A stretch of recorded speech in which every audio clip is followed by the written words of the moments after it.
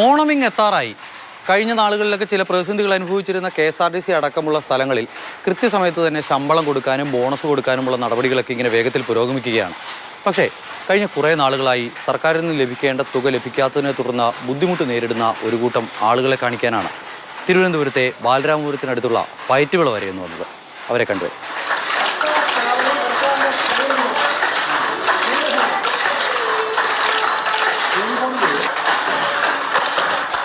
ഇവിടെ വന്നിരുന്ന് നെയ്ത ഒരു കാര്യവും നടക്കുകയില്ല. ഒന്നിനും പാടില്ലാത്ത തരത്തിലാണ് നമ്മൾ ജീവിക്കുന്നത്. പിന്നെ ഒരു വർഷം കാത്തിരിക്കണം ഇവിടുത്തെ പൈസയ്ക്ക് വേണ്ടി. ഇനി നമ്മൾ കൈവീട്ടേണ്ട അവസരമാണ് നമുക്ക് വരണത്. കടങ്ങൾ വാങ്ങിച്ചാണ് നമ്മൾ നടത്തുന്നത്. ഇവിടെ നിന്ന് കിട്ടുമ്പോൾ അതും ഓണത്തിൻ്റെ തലയ്ക്കും തലേദിവസമാണ് നമുക്ക് പൈസ കിട്ടുന്നത്. കിട്ടുമ്പോഴും വാങ്ങിച്ച് കടം തീർക്കാനും പറഞ്ഞുകൊണ്ട് നമ്മളിതാ വരണം.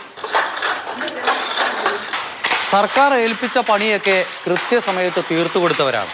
പക്ഷേ ചെയ്ത പണിക്കുള്ള കൂലി ഇതുവരെയും കിട്ടിയിട്ടില്ല. ഇവിടെയുള്ള വരുമാനം കൊണ്ടാണ് നമ്മൾ കടബാധ്യതകളൊക്കെ ഉണ്ട്. അപ്പം അങ്ങനെ അതിൻ്റെ കൊണ്ടുള്ള ആ ഒരു ജീവിതം. ഓണത്തിന് ദിവസങ്ങളേ ഉള്ളൂ. അത് കിട്ടിയില്ലെങ്കിൽ ഓണം ഇല്ല. അങ്ങനെയുള്ള ഒരവസ്ഥയാണ്. ഒരു വർഷമാകുമ്പോൾ നമുക്ക് ആ ജോലി ചെയ്യേണ്ട ബോണസ് കിട്ടുമെന്നുള്ള പ്രതീക്ഷയുണ്ട്. ഇപ്പം ഈ പ്രാവശ്യം അതും ഇല്ല. സർക്കാർ ഇത് തരാമെന്ന് പറഞ്ഞ ആനുകൂല്യങ്ങളൊന്നും ഒന്നുമില്ല.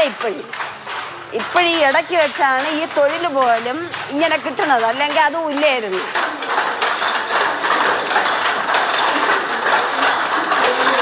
ഓണം വന്നിട്ട് അവർ മിണ്ടാതിരിക്കുകയാണ്. കണ്ടില്ല കേട്ടില്ല എന്നും പറഞ്ഞ് ഒരു രേഖ ഒരു ചെക്ക ഒരു കാശോ ഒന്നും ഇതുവരെ എത്തിച്ചിട്ടില്ല. ഇവിടുത്തെ തൊഴിലാളികളെല്ലാം പട്ടിണിയിലാണ്. ഓണത്തിന് അവർ കരഞ്ഞുകൊണ്ട് പോകുമെന്നാണ് പറയുന്നത്. 7 മാസം കൊണ്ട് ശമ്പളമൊന്നും സ്റ്റാഫ് വെക്കില്ല. അവർക്ക് ശാലം ചെയ്യുമ്പോൾ ഇപ്പോൾ 4-5 മാസം കൊണ്ട് നീട്ടുന്നത്. അതിന് വരെ ബേസിലൊന്ന് നമുക്ക് ശമ്പളം എടുക്കാൻ കഴിയില്ല. അതുകൊണ്ട് ഒരു നിവർത്തിയില്ലാതെ കഴിയുകയാണ്. എങ്ങനെയാണ് കഴിച്ചു കൂട്ടുന്നതെന്ന് അറിയാവില്ല. ഇതിന് ആ ലെവലാണ് കൈത്തറിയുടെ പോക്ക്.